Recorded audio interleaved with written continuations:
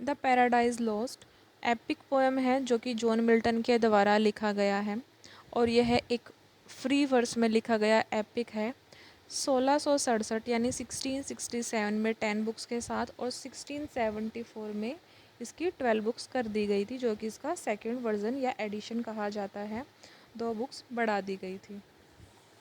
ठीक है।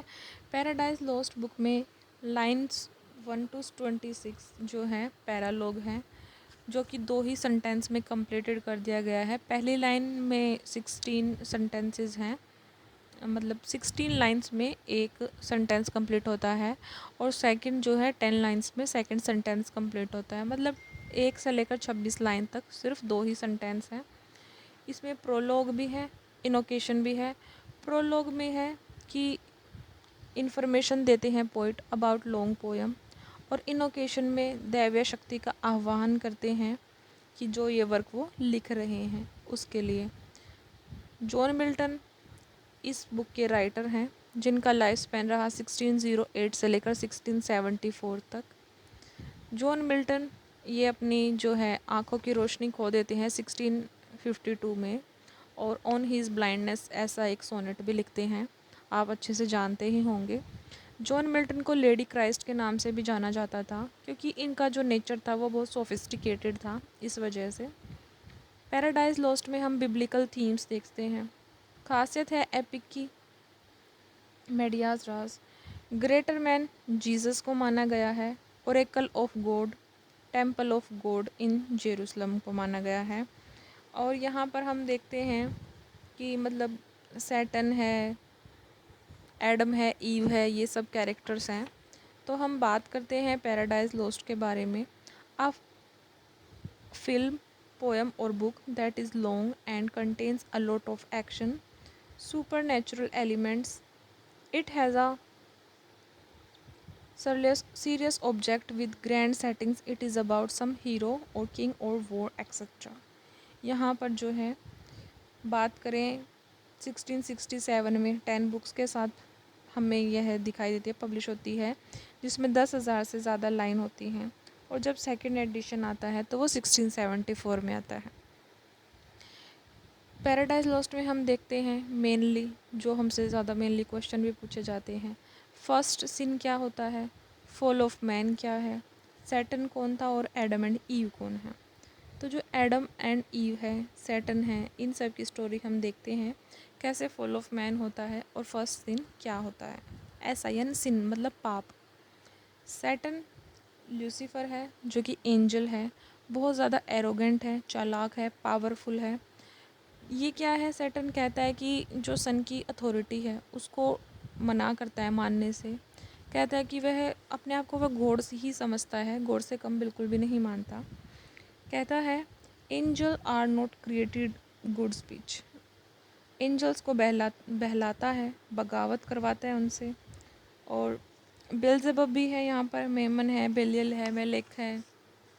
ठीक है, ये इसकी टीम में होते हैं। गॉड की हिपोक्रेसी ख़त्म करेंगे, ऐसा जो है सैटन कहता है। गॉड और सैटन की वॉर भी होती है और इस वॉर को एंग्लिकन वॉर के नाम से जाना जाता है। स्वॉर्ड गिवन बाय गॉड और एंजल को भी नुकसान पहुंचा सकता है। जो कि गॉड द्वारा दी गई स्वॉर्ड है, तलवार है, वह एंजल या भगवान को भी नुकसान पहुंचा सकती है। इस वॉर में वो यूज़ करते हैं। ठीक है। माइकल सैटन को काट देता है पर मरता नहीं है। 3 दिन तक वॉर चलती है। सन ऑफ गॉड सैटन की आर्मी को हरा देता है। थर्ड डे पे होता है ये, क्योंकि 3 दिन तक वॉर चलती है। थर्ड डे पर सन ऑफ गॉड सैटन की आर्मी को हरा देता है और कैपिटल ऑफ हेल जो कि प्रेंडरम है, गॉड जहन्नुम में फेंकता है और उस जहन्नुम का नाम है हेल टेरेट्रस। और कहता है better to reign in hell than serve in heaven. ये लाइंस जो है बहुत ज़्यादा फेमस है द पैराडाइज लॉस्ट से। ये कोट्स जो है मेनली, बहुत सारे कोट्स ऐसे हैं जो मेनली पूछे जाते हैं। उनमें से एक ये है कि सैटन ये कहता है कि क्या है कि हेवन में सर्व करने से अच्छा है कि वो हेल में राज करे। Better to reign in hell than serve in heaven. Next हम देखते हैं एडम एंड ईव की स्टोरी। गॉड एडम को क्रिएट करता है और एडम की पसली रिब से ही निकालता है, ईव को उससे बनाता है। और वह ऐसा तब करता है जब एडम कहता है कि वह बहुत ज़्यादा बोर हो जाता है, उसका मन नहीं लगता। तो गॉड क्या करते हैं कि उसकी पसली से ही निकाल कर ईव की रचना कर देते हैं। ये एडम और ईव गार्डन ऑफ ईडन में रहते हैं, ईडन गार्डन में रहते हैं। यहाँ पर एक ट्री होता है जिसको ट्री ऑफ नॉलेज कहा जाता है और फॉरबिडन ट्रीज़ को कहा जाता है। तो जो इसका फ्रूट है वो फॉरबिडन फ्रूट कहा जाता है। तो भगवान ने इनको मना किया हुआ है कि तुम्हें ये फ्रूट नहीं खाना है। जो सैटर्न है, अब उसके दिमाग में ये चलता है और वह प्लान बनाता है कि एडम ईव को फुसलाएगा, बुराई करेगा और मतलब उनसे बुराई करवाएगा भगवान की, और भगवान को जो है हरा कर रहेगा। ठीक है, उसके बाद क्या होता है कि वह पूरी कोशिशों में लग जाता है। ईव जो होती है वो क्यूरियस टाइप की होती है थोड़ी सी। तो उसने जब परछाई देखती है वो, तो उसने जब उसे बनाया, सैटर्न को उसे फुसलाना ईजी लगा। उसे लगा कि इसको फुसलाना ना आसान है, क्योंकि उसके बाद जो रेफेल होता है, angel of God sent by God all deeds of Satan's. तो जो रेफेल होता है उसको भगवान भेजते हैं, भगवान का एक एंजल होता है रेफेल। तो वो एडम एंड ईव के पास जाता है और सारी बताता है कि जो सैटर्न के डीड्स हैं, सैटर्न के जो भी उसके बुरे कर्म हैं, उसके जितने भी उसने आज तक जो किया है, सब के बारे में बताने के लिए भेजता है। और यहाँ पर वह ये भी बताता है कि 6 दिन में दुनिया बनाई गई, और उनको ये भी एडवाइस करता है कि सैटर्न के बहकावे में बिल्कुल भी मत आना, वो अच्छा बिल्कुल भी नहीं है। अब जो सैटर्न है वो प्लान बनाता है और वह अपने प्लान को के हिसाब से स्नेक बनकर आता है। और जब वह स्नेक बनकर आता है तो वह बोलता भी है। तो जो ईव होती है वो अपने नेचर से थोड़ी क्यूरियस होती है, वह अट्रैक्ट होती है उससे। और जब वह उसे उकसाता है कि उसे फल तोड़ना चाहिए ये वो, तो वो फल तोड़ लेती है। और उसके बाद क्या होती है, एडम को पता चलता है, तो उसे लगता है कि हम साथ में ही रहेंगे, तो वह भी फल तोड़ लेता है और खा लेता है और कहता है, our state can't be served, we are one one flesh to lose these the were to lose myself. तो मतलब वो कहता है कि तुमने खाया है तो मैं भी खाऊंगा। फिर वो जब सोकर उठते हैं तो वो बहुत ज़्यादा लस्टफुल हो जाते हैं और इंटरकोर्स करते हैं, इंटीमेट हो जाते हैं।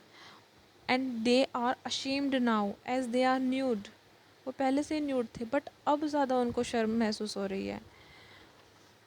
ओरिजिनल सिन क्या है कि वो गॉड के ख़िलाफ़ होते हैं। अब जो एडम एंड ईव है वो आपस में लड़ाई करते हैं, झगड़ते हैं, और यहाँ पर सैटर्न जो है स्पीच देता है और सारे एंजल सांप बन जाते हैं। सैटर्न बहुत डेंजरस लुक वाला स्नेक बनता है। गॉड एडम एंड ईव को पनिश करता है क्योंकि उन्हें पहले ही मना किया गया था कि तुम्हें ये फल तोड़कर नहीं खाना है, ना ही तोड़ने हैं। बट वो दोनों ही अब ये गलती कर देते हैं। तो अब क्या होता है कि भगवान उन्हें पनिश करता है और पनिशमेंट के तौर पर उन्हें कहता है कि तुम्हें ईडन गार्डन से बाहर निकाला जाता है। अब यही फॉल ऑफ मैन है। जैसे कि मैंने शुरू में बात की थी, फॉल ऑफ मैन क्या है, तो फॉल ऑफ मैन ये है कि भगवान जो है उन्हें ईडन गार्डन से निकाल देते हैं। और सिन क्या है, फर्स्ट सिन, कि वो फ्रूट खा लेते हैं। अब जो है एडम एंड ईव वो दुखी होते हैं, रिक्वेस्ट करते हैं to God, did I request the maker did I request the maker from my clay the mold me man, did I solicit the from darkness to promote me. Eve कहती है कि अब हमने जो गलती की है, हमें भगवान से माफ़ी मांगनी चाहिए, हम गॉड से माफ़ी मांगेंगे। आर्कएंजल जो होता है वो ड्रीम दिखाता है एडम को फ्यूचर के बारे में।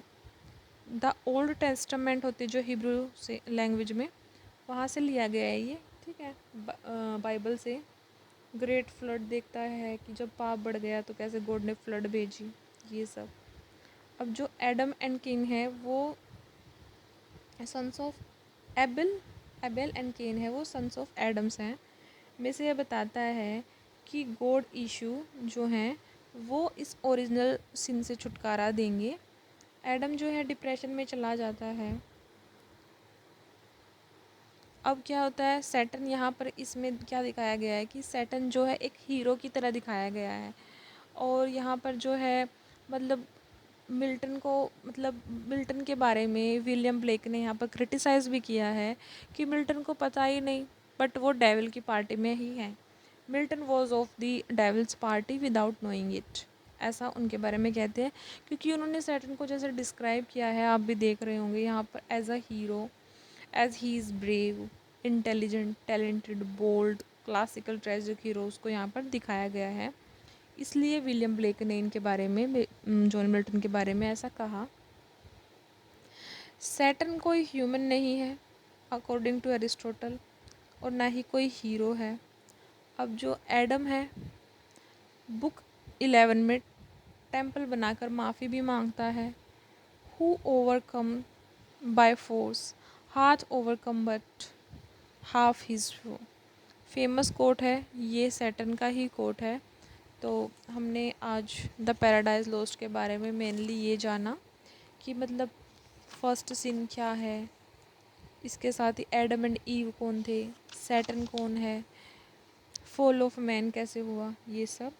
और जो पैराडाइज लॉस्ट है इतनी छोटी नहीं है जितनी देर में मैंने सम अप कर दी, बहुत बड़ी है।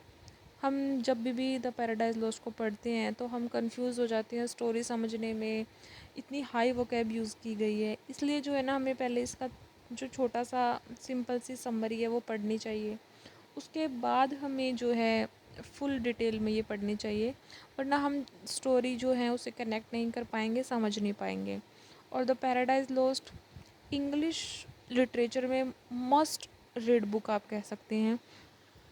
इसके बिना आप कोई भी कॉम्पिटिटिव एग्ज़ाम, कोई भी एग्ज़ाम हो, चाहे वो नेट हो, DSSB हो, KVS हो, NVS हो, STET हो, कुछ भी नहीं दे सकते, क्योंकि द पैराडाइज लॉस्ट बहुत ज़्यादा इम्पोर्टेंट है। तो आज की वीडियो में हमने बहुत शॉर्ट में बात की। अगर आप चाहते हैं कि ये डीप में ही आपको पढ़नी है, line to line go through करना है, या फिर मतलब थोड़ा ज़्यादा डीप में करना है, तो आप बता सकते हैं। मेरे पास बुक भी है इसकी, आप चाहें तो मैं अवेलेबल भी करा सकती हूँ आपको नोट्स वगैरह। और अगर आपको वीडियो अच्छी लगी हो तो वही वीडियो को लाइक शेयर कर देना, कमेंट कर देना, और मेरे चैनल को सब्सक्राइब कर देना। Thank you so much. The para